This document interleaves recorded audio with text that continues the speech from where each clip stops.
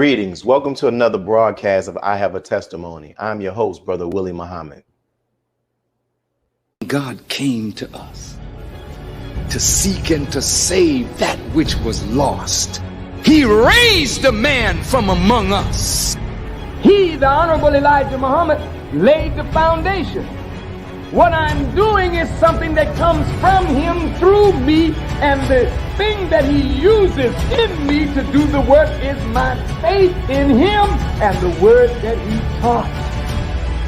To produce men and women who wanted to clean up their life and build an independent nation for the glory of God. Today, we are blessed to have one of the student ministers under the leadership of the Honorable Minister Louis Farrakhan.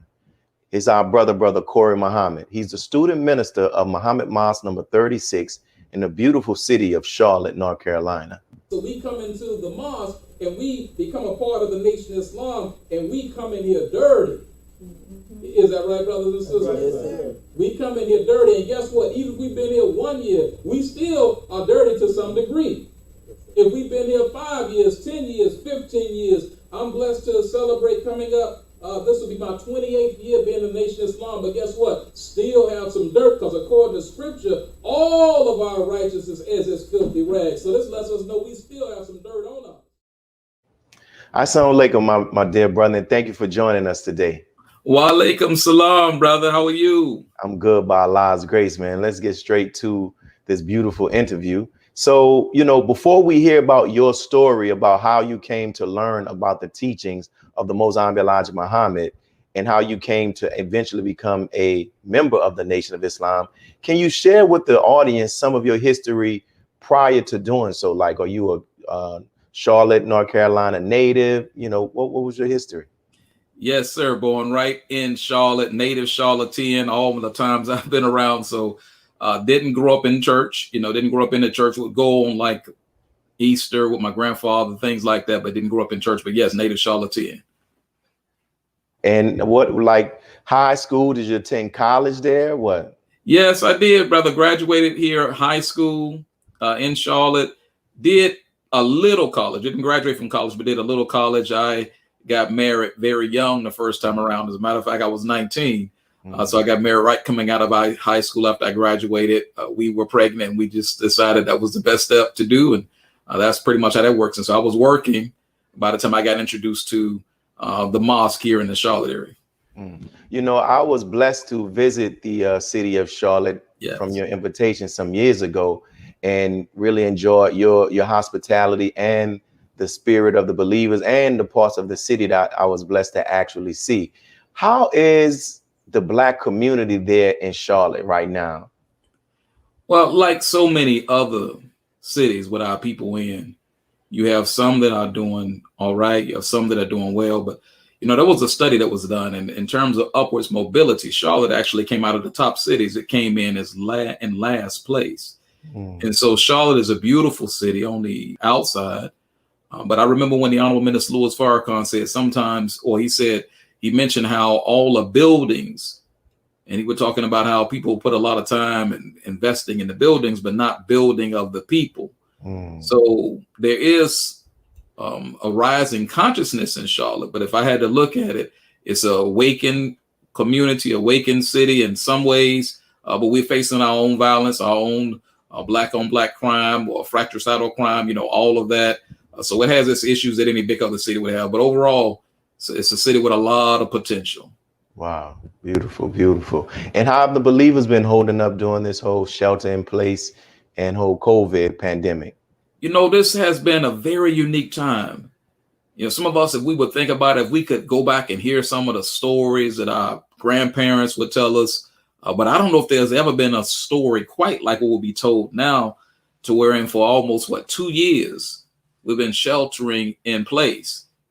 And it so happens that when we first started this sheltering in place, I know it may have surprised some of the believers. It may have surprised some of us that, all of a sudden one day you go from Savior's Day, having an incredible fun time we all had at Savior's Day, and the minister saying what he said, And then some 3 weeks later, we come back and we have this shelter in place. So as this goes on, I would say overall the believers are doing well. Some I've noticed have went and developed certain talents. The minister told us uses the time of prayer, the time to work on ourselves. So those that follow that are doing just fine. And of course, just like anywhere else, there's some that are having some challenges, but as we hold on to this word and as we go in with during this time, this is what's going to be what we need to strengthen us for what's ahead. Yes, sir. And we transition now to hear how you came to the teachings of the Most High Elijah Muhammad. Like, when did you first hear about the teachings? And then how did you go from hearing about it, learning about it, and then eventually saying, I'm going to join and become a member of the Nation of Islam? Oh, brother, just thinking about that, man. We all have a story. And that's why I love the title of this. I have a testimonial. I have testimony. So I'm going to kind of go back for a second and make it as quick as I can. But here's how I was introduced to the teachings. First is my father was a part of the Nation of Islam. He was in FOI. Matter of fact, he was a lieutenant here in the city of Charlotte. And that's how my mother first met him. My mother first met him selling Muhammad Speaks paper. And then my father's mother, which is my grandmother, unfortunately, she died when I was very young. I wasn't even 1 year old yet, but she was actually an MGT in the mosque. So I didn't grow up in the mosque. And nor was my mother in the mosque. And by the time I was 6 to 7 years old, my father and mother, as many couples do, they ended up separating. But I came up hearing about the teachings. I would hear from my mother. She would share things with me about the mother plane when I was younger, and my brothers as well. We had a couple of the albums. Not that we sat around and listened to them all. And I don't want to get that impression, but we had some of the albums. And being a young boy, I would look at the albums and look at the Honorable Elijah Muhammad. It was just something that intrigued me about that. We had a couple of the first grade books from Muhammad University Islam. Not that we attended that, but we had some of that material that was from my father. And so on Sundays, we didn't grow up in church, but my mother would have us circle around the hi-fi. Now I'm dating myself. Now, some of us remember that big hi-fi thing that was in our home, and we would listen to Imam Warquddin, and then I didn't necessarily want to hear it as a young boy, but that's what we would listen to. And so I'm going somewhere with this, and pretty much this was before even a teenager. And then by the time I became 14 or 15 years old, Charlotte here locally had the Honorable Minister Louis Farrakhan on cable TV, and so my mother would watch it. I'm 14, 15, like playing with my friends, riding the bike. But every once in a while I'll catch it and listen to this man. And I didn't really know about him too much, but it kind of connected to some of the things I remember in my childhood. But I went on, played about my business and everything. And so when I'm around 17, may have even been 18 years old, I got a flyer when I was out with my then girlfriend, my children's mother, and it was a flyer inviting the community to come out and hear our former Mid-Atlantic regional minister to come out and hear Brother Abdul Alim Muhammad. And this was during the time of the Dope Busters and all of that. It was at one of the church fellowship centers here. And so I ended up going that night, and, my girlfriend went with me, and they separated us for the check the whole 9 yards. Anyway, I loved what I heard that night. It led to me finding out what a local mosque was here in Charlotte.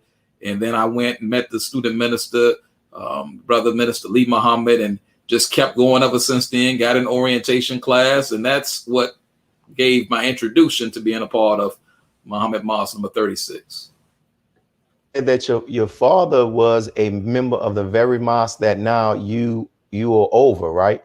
How did he feel when he found out of you, if you, I don't know if he was still alive or what, that you are now joining the Nation of Islam? Well, my father returned to Allah back in 2005, which was before I was asked to be student minister here. However, we would talk about the teachings, talk about the Million Man March. We were supposed to meet there, but something ended up happening. He wasn't in going there, but he was proud. He was proud of it. And I guess I'll share this part because my mom would tell me this, and we kind of laugh about it to this day. But she wasn't in the nation, and he wasn't as active when they ended up getting married. And he and I still have a letter that he wrote me and all of that. But he wanted to name me Akbar at the time. Wow. And my mom, coming out of the church but not attending church, she was like, now keep in mind this, I was born in 1970, so she wasn't really with the name Akbar. And matter of fact, we joke about it. She said it heard it sound like a candy bar. You're not naming my baby that. She just didn't know. But they ended up compromising. I ended up with my father's first name, which is actually Lester. Wow, that's amazing, man. Yeah, so praise be to Allah. Now you said that you all used to gather around the stereo system and listen to the imam. Like how was that? Like so did your father during the fall he followed the imam as well, or? No, when my father and my mother separated, he went to another whole state. So we didn't see him. I didn't see him for some time, quite some many years after that. And so what I remember mostly about that experience, I remember the way it came on. There's a really popular station here in Charlotte, or at least it used to be, because, you know, the AM radio was popular back then. And so it was a station called WGIV. And if anybody from Charlotte looking at this, they'll remember WGIV. But when it came on, the imam, they had the Adhan plan, and they had different things saying. That's one of the things that stood out. You know, being a little boy here, and that's I was thinking, this sounds funny. It sounded strange to me. But what I remember mostly about that is some of the times wanting to go outside and play, but we were made to do that for the most part, my two brothers and I, and so we just would listen to it. And now, knowing all of that history about how your mother met your father, he was in the nation, and your mother was not in the nation. She was leaving the church, but she still had a friendly disposition from what it sounds like toward the Nation of Islam. When you hear all of that and you possibly almost being named Akbar, and you see where you are today, like where do you see Allah's hand in it? Oh, brother, so beautiful as all of us. You know, we look and see how Allah orchestrates things. I left one part out that I want to go ahead and add in. The brother that helped bring Islam here under the Most Honorable Elijah Muhammad was Brother Larry X. Now, this is a brother that was introduced. He was from South Carolina, then ended up moving into Baltimore and then to New York. And his brother introduced him to the teachings.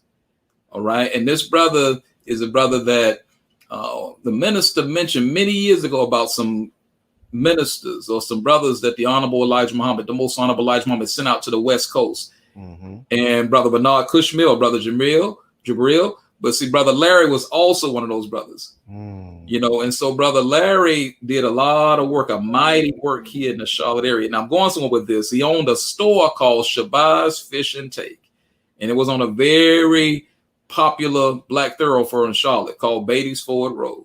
And so all the community children, a lot of us would go to Shabazz. When I would go visit my grandparents, because I didn't live close to Shabazz, when I visited them, we walked that little half mile up there to the store and get all that penny candy and these big jack cookies and all of that. But when you come in there, Ali Shah or Minister Larry then would always talk to the youth. So even in my 9, 10, I remember going to this store and I would go there and sometimes order these good vegetable sandwiches they had on homemade bread. And he'd just take time to talk to you. And it was because before I actually joined the mosque, I was going in and out of that, even after I got my license and just being schooled more and more. And he would tell me about my father and my grandmother and all of that, you know, and just getting to see the great work that Brother Larry was doing. So I even look at between the time of actually joining the mosque, between the time of getting that flyer about coming to the church to hear Dr. Alim speak, there was multiple visits to Shabazz Fish and Take.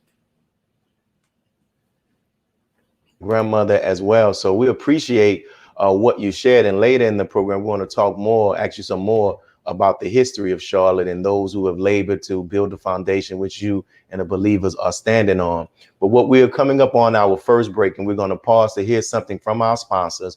But when we return, we're going to hear more from our guest, Brother Corey Muhammad. For those who are watching, make sure you hit the subscribe button and make sure you hit the like button as in the heart button while you're watching. That helps with the algorithm so more people can hear and see this great interview.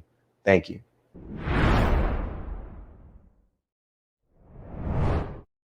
And we're back, brothers and sisters, with our guest, Brother Corey Muhammad. He's the student minister of Muhammad Mosque number 36 in the city of Charlotte, North Carolina. And so you talked about how, you know, you're the student minister. You mentioned that.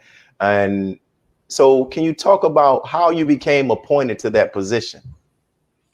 Yes. Well, when I first became a part of Mosque, I came in and being as humble as I can, I came in excited about the work, came in soldiering, and still to this day, you know, still continue the soldiering. Was blessed to brother student minister Louis Muhammad, you know, was blessed to be an assistant to him. But prior to even being an assistant to him, I was served in the secretary department for some time. Also, of course, served as lieutenant for a little over 7 some odd years. So served a lot of different various roles. And the last one ended up being a student assistant minister, and it was a student assistant minister to 4 different administrations. And then there came a time when we didn't have a student minister here in Charlotte. And this was right during the time of when Charlotte had the Holy Day of Atonement here on the 17th anniversary of the Million Man March. But so I was asked shortly thereafter, I was asked if I would assume the position. It wasn't something I was necessarily excited about at the time. I mean, I was fine just assisting. But the time came when I was asked and I decided to accept it. And here we are today, striving to make my word bond. Praise be to Allah, man.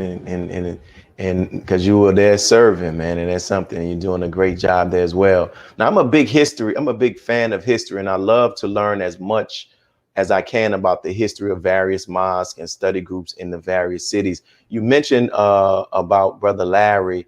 Is there any other information you can share that you have learned about the history of the mosque there in Charlotte, and even other ministers before you and the other laborers? Oh, brother, we look at the beautiful shoulders of those that we stand on.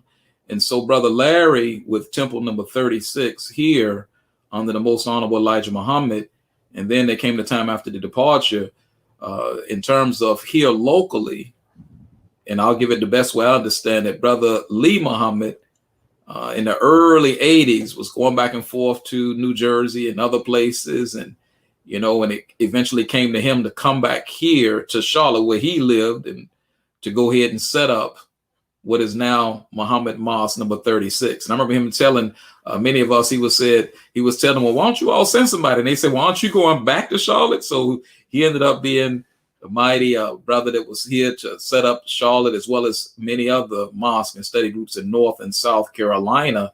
I look back in at some of the laborers there. There's been quite a few brothers and sisters that have helped shape us all to get to where we are. But I look at my first captain was brother John Muhammad, who's in Greensboro now. My second captain was Brother Reginald Muhammad, who's a hard worker and still right here in Charlotte now. There was been ministers like Brother Minister Robert and Brother Minister William and Brother Minister Yusuf that many may know from Springfield area that worked really hard here in the Charlotte area as well. And so those are some of the ones that I could mention. I mean, so many other laborers, the current laboring staff. I thank Allah for the current laboring staff that I work with, hard workers, to help, again, make our word bond. But this is a city with a lot of history, just as many others, but a lot of rich history here. One time, Sister Clara Muhammad School. Of course, there was the Shabazz Fish and Take. So there's much that we have to do and add to what has already been done in this great city. Wow. And you're talking about the work that has been done and the work that is being done now. Can you share with the audience about some of the things that you all are doing? Because as I prepared for this interview and came across many pictures of you are very active in the mosque there, is very active in the city of Charlotte. So what are some of the programs and activities and outreach efforts that you all are engaged in? Yeah, so when I first was actually take this post, one of the things I did was just connected to as many community organizations. I wanted to just be visible, get a chance to meet. I met many of them before, but this is just in a different position, a different role I was in. And so I strive to make sure we collaborate on a lot of different, whether it's functions, whether it's programs, whether it's different initiatives. We happen to have the LOC still active here, the local organizer committee. Wow. The LOC that started with the Million Man March, and then because it took local organizing to help make that happen when Charlotte had the amount of buses that it had. But then in 15, we reignited the LOC here under national instructions. And really from that point on, we still have some of the members now when the LOC is still around, still doing some work in terms of re-exciting and the campaign for conflict resolution, working on that. I work with the Mecklenburg Council of Elders. I sit on the board as a I shouldn't say sit, because we do a lot of activities, whether it is helping with know your rights type presentations and seminars, whether it's expungement clinics. That's what the Mecklenburg Council of Elders do that I work as a part of too. So quite a few. And then staying in touch with clergy, staying in touch with others. But the main thing we strive to do is make sure we out there in the community, with the final call and just talking to our people. You know, so that's some of the things that we're doing now. So other things I can share, but those are some of the main things. Man, that is a lot. And I know that there's much more that you are actually involved in as well. Now, Yes, you've sir. been a student minister for some years. You know, what are some of the most valuable lessons you've learned while serving in this capacity? Well, when we think about this, all the meetings that we go to, Sunday, for example, let's say if we were having a Sunday meeting, which we do have a Sunday meeting, but if the mosque were when we were publicly having them. And Sunday meetings, a lot of times I was taught is for those that are coming out that's not necessarily registered members of the Nation of Islam. And so the same thing with Wednesday meetings is really not necessarily for registered members of the Nation of Islam. It's registered for us to have guests coming out, and then we get acceptances from there. But then if we look over in the classes set up for the brothers and the classes set up for the sisters, those are designed to help us and strengthen us. But Friday self-improvement is something that helps us to focus on getting better from the inside out. So if you was asking me some of the things I've learned is that the greatest jihad any of us will face is that jihad of fighting against the negative part of self, fighting against the not having discipline of self, fighting against all of that. So some of those principles I would say is that it's good that the human eye is made to look out. It doesn't look in. But a lot of times we got to make sure we're looking in and just being, as the Honorable Minister Louis Farrakhan put, when the new year came in, he said, be a better version of ourselves this year than we were last year. And so that's one of the things I would just stress to myself. I constantly strive to do that, to examine self, analyze self, correct self, work on the quickening of the self-accusing spirit. And it's the same thing I would say with others, is that let's work on becoming better. As we become better, our nation improves and our community improves and our marriages improve and everything else. Yes, sir. And what would you say are some of the misconceptions people have about the student minister's post? Some may think that it's just a post when you're just talking, just going out talking to people, but it's a lot more work outside of that. As a matter of fact, it's more or designed to be administration and pastoral. So those are some of the areas that, I find myself working on the pastoral side of that. So misconceptions is that just, ministers just talk. No, there's a lot more to it other than just talking. What has been some of the most rewarding experiences as being a student minister for you? Oh, brother, some of the most rewarding experiences is when we're sharing the word and someone hears it. And you got people sometimes that hear it and they really, really appreciate what's being said to them and they show you that appreciation. So if I had to look at rewarding experiences, it's really just serving, and not just serving, no, but being happy with serving, striving to help somebody's quality of life be better, and sincerely motivated to be able to do that. So it's that experience. Now, I would also say it's been beautiful as well. And a few different experiences being at the National House for dinner with the Honorable Minister Louis Farrakhan, but even some of the community events, those of us that are striving to be in these positions, oftentimes the community has a certain level of respect that we may or may not have earned, but if we take it and strive to build on that, it leads us to many wonderful places. And what do you say in regards to coming out of this COVID, this pestilence from heaven, as the Honorable Minister Louis Farrakhan refers to it? Like, what are some of your goals and for the actual mosque there in your city? Yeah, I got to say something that's funny here. And, a lot of us, from administration, laboring standpoints, may have taken some time off, doing the, when I say take time off, we didn't have to go to a mosque building, and it was only a few months ago when we started soldiering again. But my wife would say, well, shoot, you never did really rest, because we kept certain things. We just went to Zoom and just did via Zoom. And, so looking back, coming out of this, some of the goals and plans that I have, a podcast. There's a brother here that's very, very popular on the radio here. We've been talking about that, something to help us connect to the community more and have more people learn about it. So podcast, as well as a couple of entrepreneurial virtual things that the mosque can do as well. Beautiful, beautiful, beautiful, man. And, here I would say would just be this in the ministries. We have a focus on reigniting the ministries and reigniting the conflict resolution, that effort to put a little more weight behind that. Praise be to Allah. Now, you said something that was interesting as well, how you all have been able to keep the local organizing committee still up and running since 2015. Like, so what has allowed you, how have you all been able to do that? Well, a core group that really helps with that. You know, it's a core group. As I look back and look at it now, it's a core group. So now I don't want to make it sound like it's a lot. It's about 4 or 5, but it's a core group that stay in communication. And even though the LOC may not have as many events, we believe in the saying collaboration over competition. So some of us are involved with other different events and other different programs to help. But we, you know, again, it's that core group that really like what they do and like what it's about. And that's what I think has helped us be able to still be in touch with each other and even look at things we can do to reignite it and more participation. Praise be to Allah, man. We thank you for those comments. And yes, time sir. is flying by so fast, but we still got more questions that we're going to ask. All and right. We're coming up on to our 30-minute into our next break. I'm saying a 30-minute break. But for those who are watching, we're here with our brother Corey Muhammad. He's the student minister of Muhammad Mosque number 36. You've heard him tell his story about how his father was a member of the Nation of Islam, his grandmother, and you heard him talk about what's taking place in the city of Charlotte, what the mosque there is doing and what they plan on doing. Please share with others to get so they can hear the last half of this actual interview. Make sure you hit the like button, brothers and sisters, because that helps us to get more eyes on this program. And make sure you subscribe as well while you're watching. We're going to pause from some announcements from our public sponsors, and we'll be right back with our brother Corey Muhammad.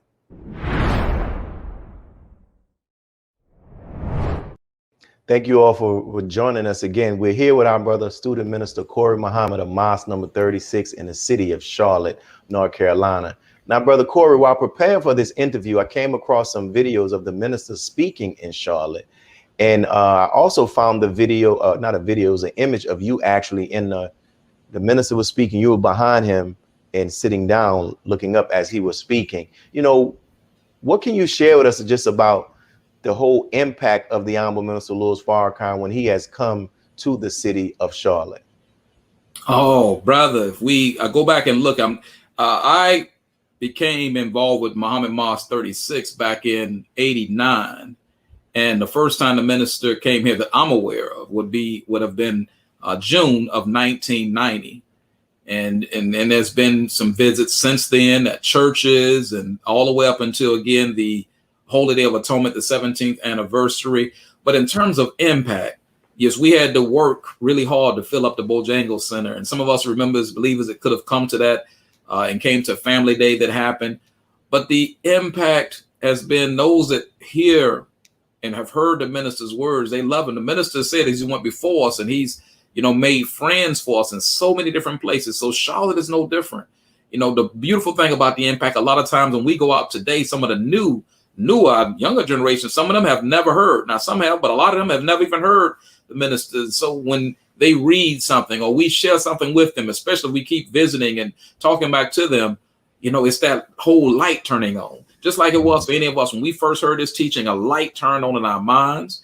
And that's what the impact of the minister's words has done here in Charlotte to those that listen. And so even that may not lay out the quote unquote red carpet, or may not include the Nation of Islam and some of the things that the nation should be included in, the impact has been great here. As our minister, as we know, is a world traveler. Wow. And, I've been present when you were one of the guests that were invited to the palace in Chicago after the Honorable Minister Louis Farrakhan has delivered a lecture there on a Sunday at the Mosque Mariam. So can you share with the audience, what that experience is like, and how did you feel being invited as one of the dinner guests for the Honorable Minister Louis Farrakhan, and what were some of your takeaways? Oh, first, brother, extreme appreciation. And when I say extreme appreciation, because I'm able to attend representing Muhammad Mosque 36, but only the work of the believers here, the work of the other laboring staff here. So unfortunately, everyone wasn't able to go. So I felt appreciation first. Then you want to know the second thing was feel scared to death. Wasn't sure if I was going to say something wrong, or just wasn't sure how the whole process worked or any of that. That's just, I guess, the lighter side of it. But just seeing the minister and environment, the times that I've been blessed to see him, to hear the gentleness of his voice, how it sounds, to see he act the same, you know, it's not like a different person. The few times that I've been blessed to be around, it's the same beautiful, humble, loving spirit. And so it's impacted me in many ways. One of the times when you and I even shared notes, you know, I'm trying to, first time I didn't know that I wasn't wise enough to go to prepare to have something to write down everything. So I wanted to be able to catch that. So I'm trying to jot stuff down on a napkin and jot different things down at the minister's sharing. And didn't want to try to mess it up remembering. But what I pull from that really is extreme appreciation, because we think about the Honorable Minister Louis Farrakhan. It's 7+ billion people on this planet. And for all of us as original people here in the wilderness of North America, the affinity we should have for him, and many of us do have for him. And then the smaller group of those in the Nation of Islam, and then even smaller group to be able to be in an environment like that. Oh, brother, extreme appreciation. I thank Allah for all those experiences. Wow, praise be to Allah. You know, the title of this show is I Have a Testimony, and it's based on the scripture in the book of Revelation that says how Jesus speaks about the power of a testimony.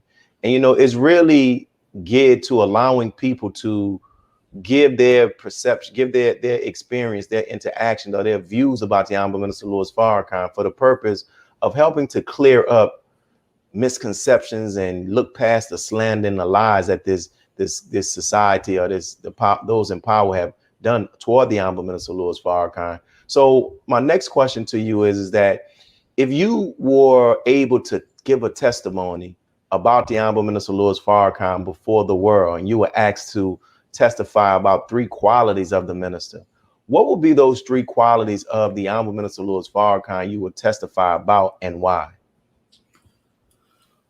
Long suffering, patient, humble. So many qualities. And I like what you said, it's rooted in the book of Revelations. And in the root of that word testimony is that word test there. So why would I testify to that? And not necessarily in the order that I gave it in, not necessarily in that order. But if I had to just start off with the patience first, is that the minister has been working with Black people. Some of us, we get involved with organizations and somebody make us mad, or something is said here or something is said there, and we just throw our hands, take our ball home, just be done with the whole thing. But the Honorable Minister Louis Farrakhan has had people that he's helped in various different ways turn around and talk about him, say bad things about him, and then he still embraces that person. So that patience right there, to have patience with us, to see us do things that, in contrary, he could have just finished teaching, and then to see how some of us may go back to doing some of the things he just instructed us not to do. Long suffering. Well, the minister shared with us his earlier times being a minister and how they had to eat. See, some of us may look at just where he lives now and some of the cause that may be there, but we don't see all the long suffering, because this work, the ministry and this kind of work, it's not a work that's financially rewarding. Although, you know, if you seek first the kingdom of God, and all the other things are added on to you, but it's some long suffering and that of sicknesses. At times that the minister stands up, even when he stands up, even it's recent to this day, and may have pain that he's experiencing, yet and still continues to go on, even when hurt, or even all of that. So the long suffering, you know, the patience, the humility. And you mentioned something, the slander, the lies. Some of us may have our phone set to Google and may do Google alerts. And so every time they say something about the minister, you see the lies that's being told. But the one thing about it, the truth always outlasts the lie. And so those that they thought they could dim the light of what the Honorable Minister Louis Farrakhan is teaching, more and more of our people are hearing. I remember after Criterion, I forgot the rapper. My wife could probably tell me. The brother was like, the minister was a little long with it, man, but he was bringing it. And this was someone that all the young people really like. So all the efforts, they're going to naught. Because when someone really hears the minister and they see who he is and hear his words, it helps people understand to overcome the lies. So that last thing I would say on that humble part is, you know, the minister doesn't try to make himself big. He says that he's a student. So to this day, he's still a student. And to watch him and watch how Allah is blessing him, but yet and still he holds that humility.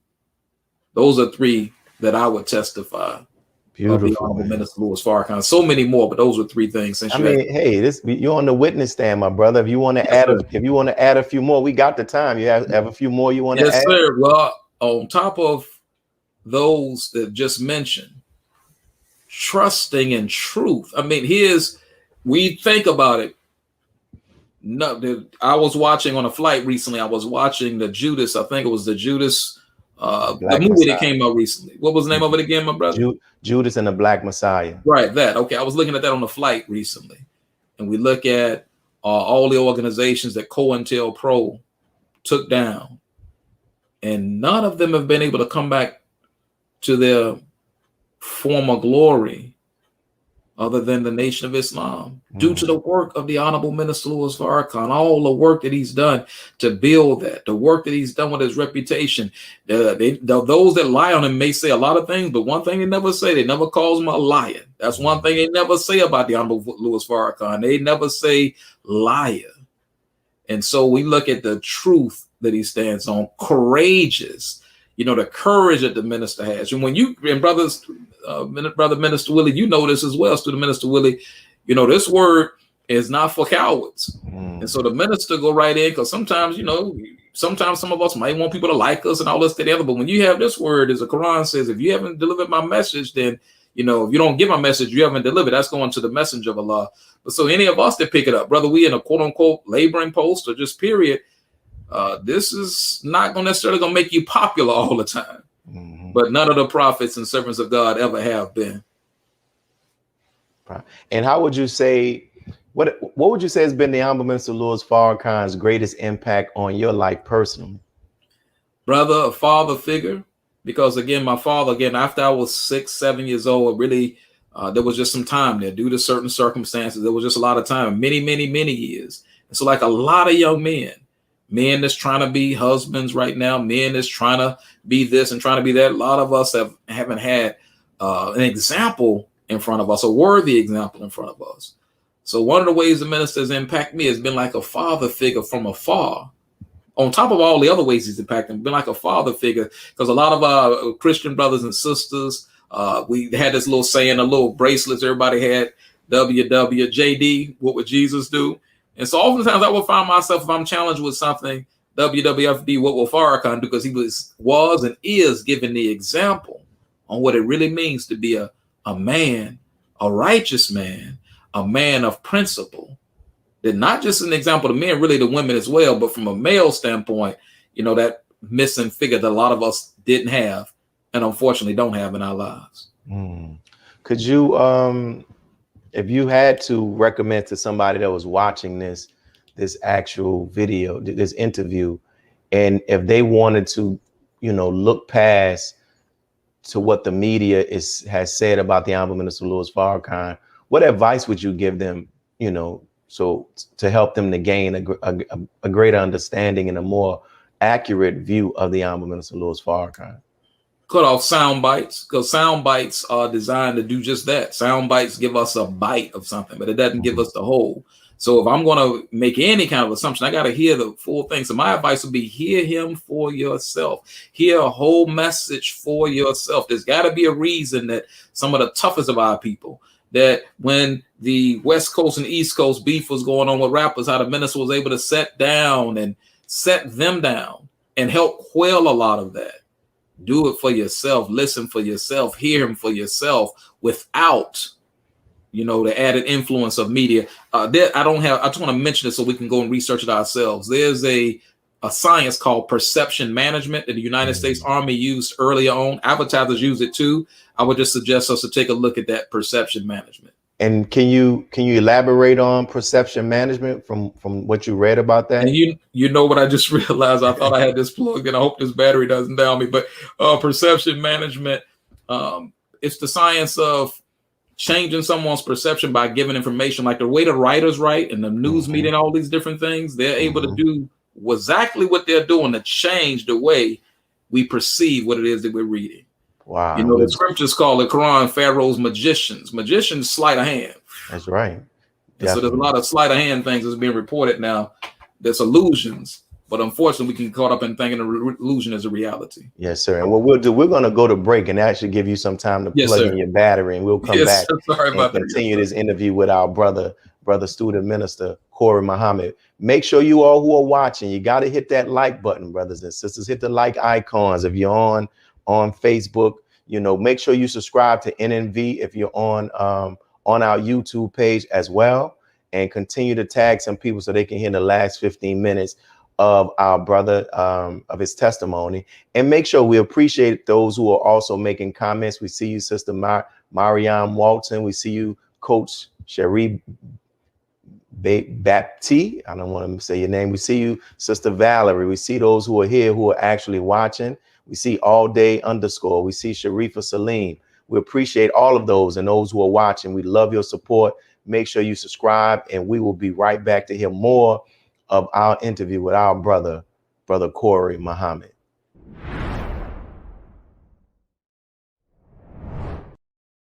And we're back with our brother Corey Muhammad, who is the student minister of Muhammad Mosque number 36 in the marvelous city of Charlotte, North Carolina. So, you know, in addition to being a student minister, you know, I researched about you and on the city's website for your mosque. It talks about how you've been self-employed for over 20 years. Can you talk to those who are watching and share with us some of the lessons you've learned about being self-employed? Absolutely, brother. You know, I remember the minister mentioned, and I can't think of when it was, but he mentioned the profession of sales. And he mentioned that because he talked about how that profession, you know, and he was talking about the Jews and had their backpacks and they would go and they would sell different things. But anyway, he was talking about just that profession, period. And so for those that have a desire to be self-employed, I wanted to share something with us.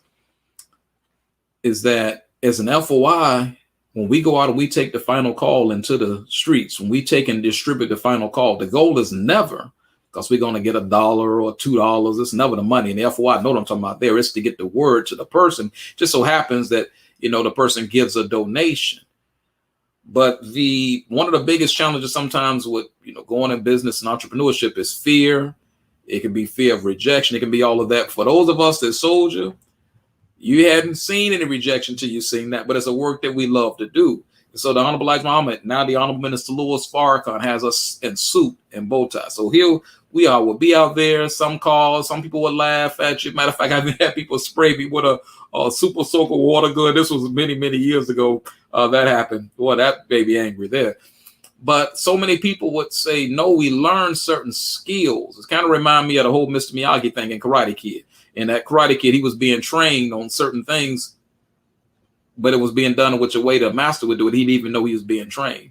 So I would say for those that when we soldier, when we learn, so we're learning to engage with people. We learn to deal with people. In any business I know of, we're going to deal with people, going to get to know people, whatever kind of business is. General contracting, you know, whether it's going to be some other type business, entrepreneurship, but it's going to be dealing with people. So we're learning people skills. We're learning the proper way of handling people. We're learning how to deal with rejection. We learn how to be able to share with people something that we have and be able to get to them. So some of the success that in terms of how you want to look at it, because I haven't hit a time clock in 21 years by the grace of Allah, but a good bit of that's been what I learned in the streets from the Most Honorable Elijah Muhammad, what I learned from soldiering and still learn from soldiering, and what I learned from engaging and dealing with people. Because we're in the people business. The thing is, we say that a lot in the nation, but and the other things, if you're going to be in business for yourself, that's the people business too, because it's good to do a good job, but it's better to do a good enough job where they have the relationships to when other people tell you about other people who tell you about other people who tell you about other people. So that would be one of the things I would say. And just having a student mindset when it comes to entrepreneurship. The nation takes out of us fear. So some of us won't start things that we could start just because we're afraid. Feed the faith, starve the fear. And it's interesting that you close out talking about fear, because that was the next question. You know, for many people, that 4-letter word fear is one of the things that prevents many of us from taking that first step. You know, what advice would you give to others who desire to want to be self-employed, but may be allowing fear to hold them back? Well, I put a Facebook post up, and the other day it said faith and fear both cause us to see things that aren't there. Because, you know, faith, the definition is you know, faith, when we look at what faith means, Faith means we actually may not see something today, the substance of things hoped for, we may not actually see it though. And so the same thing with fear. Are we going to experience it? Yes. Fear, faith, and truth. I encourage any of us to listen to that, or if we can look at that. But I also encourage us to know it's not that fear is bad. It's just how we're going to respond to it. Everybody probably experiences it in some way. It's just how will we respond to whatever fear that we have, because it holds us back in so many ways. And that's why, brothers and sisters, the study guide, the self-improvement course, I would be doing a great disservice. I didn't say that some of the things that's helped me in an amazing kind of way is what we learned right there in all those different studies. Hey, building human potential, mixed feelings and controversy. How are we going to handle that? All those have sometimes a deeper meaning that we may just see it on the surface. I remember when I was there in Charlotte, you and I were talking. You made a very interesting point. You talked about how some of us want money, but at the same time of desiring wealth and desiring money, we also hold these negative views about money. I don't know if you remember that discussion we had.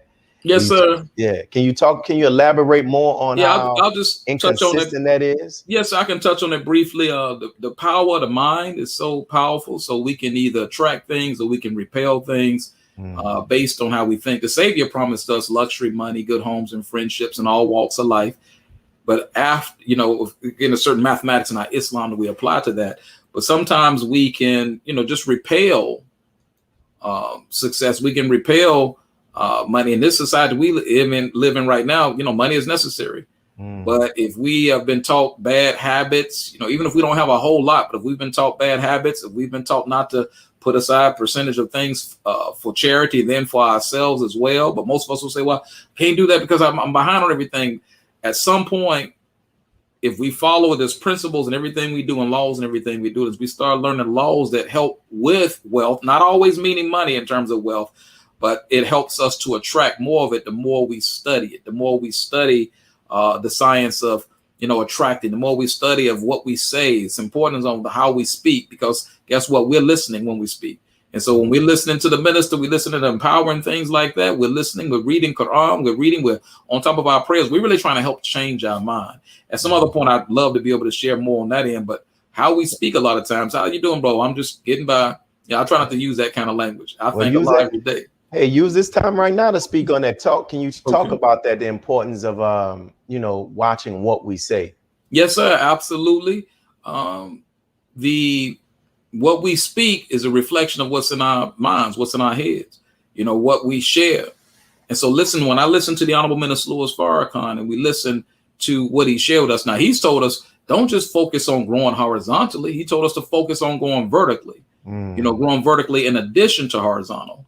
So I would say to any of us, look at Brother Thomas Jihad said something to me alone, not just to me, he said it to the believers. Brother Thomas Jihad said that he learned early, a long time ago, that he said he learned how to live off of 75% of his income went to bills and 25% went to, things that he would do for himself, investments and things of that sort. He learned to live off 75% of his income. He said at this stage in his life, now he can live off 25%. Instead, and he's actually reversed the numbers. And I hope I had those numbers correctly, but if I remember correctly, that's what he said. So what I would share with us is, when it comes to our associations and how we think, when it comes to little things, little things when it comes to our money, sometimes we have to really look. The Honorable Elijah Muhammad didn't teach us to be extravagant in any of those things. He just taught us to be able how to do what we have, but he also taught us how to set something aside, how to make sure we're setting something aside to make sure that we are using wisdom in all that we do. So I would just suggest to us, some of us may have a desire to want to get better. I say start with the study guides, start with the teachings of the Most Honorable Elijah Muhammad. But then from there, it's okay. In my opinion, if we read something, we want to know something about wealth, then we may want to study something that's going to help us know something about budgeting. Then we may want to study something that's going to help us with our personal budgeting, because somebody may have a little bit. Just because we have a little bit, many of us think we get a whole lot tomorrow to be different. No, if we haven't learned how to use a little bit, then probably we get a whole lot. That's just going to, go to the same place that the little bit went to if we don't know how to properly manage it. Wow. You mentioned, you quoted from the lesson when it talked about friendship in all walks of life. For someone that has been self-employed for over 20 years, how important is that statement that's mentioned in the lessons as it relates to business, friendship in all walks of life? Oh, it's important in business, important in life, period. There's an old saying, and again, sometimes we may think it just means financially. We don't necessarily mean financially.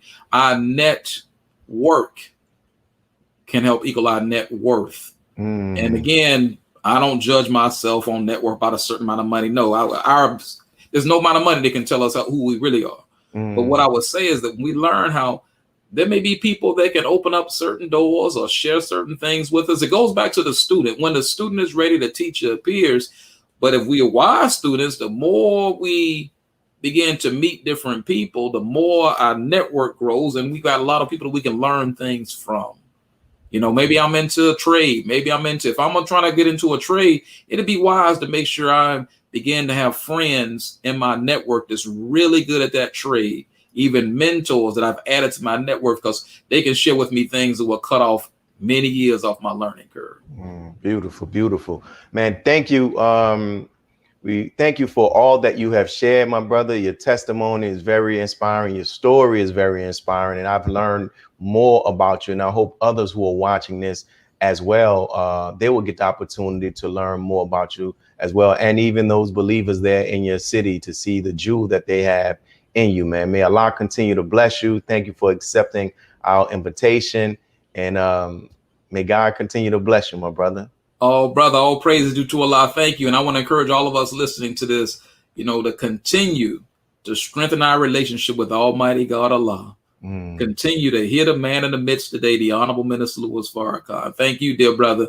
Assalamu alaikum. Wa alaikum salam. And for those who are watching, I'm going to ask you again, make sure you hit the subscribe button. Make sure you tune in every Sunday at 1 p.m. Central Standard Time. And also I think that's 2 p.m. Eastern Standard Time. We will greatly appreciate it. And as we get ready to wrap up, we want to close out with our normal announcements. We're still here in the process in the city of New Orleans of working to pay off our mortgage. We're trying to get 144 people. It's a little less than that, because right now we probably need about 138 people, because people have been giving donations just to donate $100.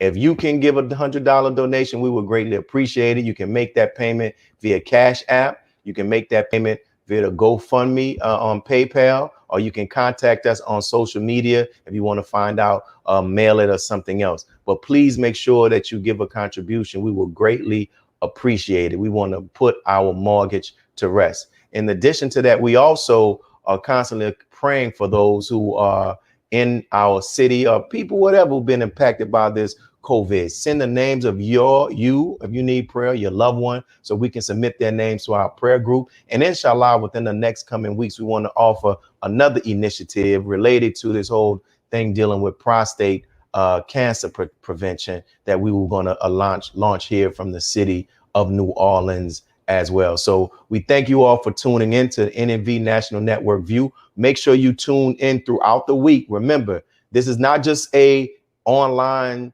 show. We have our own beginning stages of a national news network where you can hear perspectives and commentary about news events from the standpoint and the lens and the teachings of the Most Honorable Elijah Muhammad. That's Monday through Friday, 5 p.m. Central Standard Time. Go to NMV on YouTube, hit the notification button so you can find out when it happens. This is your brother. Make sure you spread this interview with our brother Corey Muhammad. And this is your brother Willie Muhammad, signing off with National Network View. Peace. God came to us to seek and to save that which was lost. He raised a man from among us. He, the Honorable Elijah Muhammad, laid the foundation. What I'm doing is something that comes from him through me, and the thing that he uses in me to do the work is my faith in him and the word that he taught. To produce men and women who wanted to clean up their life and build an independent nation for the glory of God. Be a part of the force that powers truth in journalism. Your support helps to combat false media. Cash App NNV News.